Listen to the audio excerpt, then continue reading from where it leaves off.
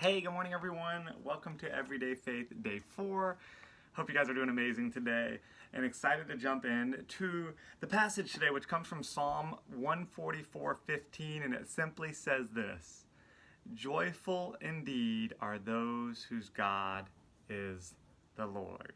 Joyful indeed are those whose God is the Lord. We talked about, for those that were with us when we had the month of joy, we concluded that there was no joy without Jesus. There's no true joy. You can, from the outside, it may look like you have everything and that you got it all together and that you're super happy and super joyful, but without Jesus, there is no joy.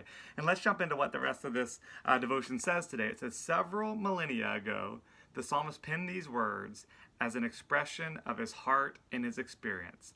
Little did he know that these words would serve as a bedrock of truth for countless numbers of Christians throughout history. Our greatest joy and happiness stems from our relationship with God. Because God is immovable and unchanging, our happiness, when sourced from Him, can also be immovable and unchanging, regardless of the situations or predicaments we may find ourselves in. Pressing into your relationship with God, you'll find that He desires to fill you with happiness so rich and so multifaceted that it seems inexhaustible. Of course, there are times when we lose our happiness and struggle to rediscover it, but it's in those times that we can come back directly to the source of where happiness is found. And I love this, and I love this.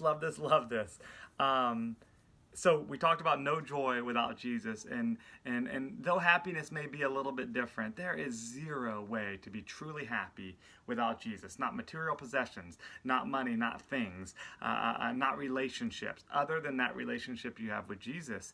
And so when you aren't happy, think about, have you strayed? Have you backslid? Have you stepped back? Because here's what I know. He didn't move. Jesus doesn't move on us. He is there for us.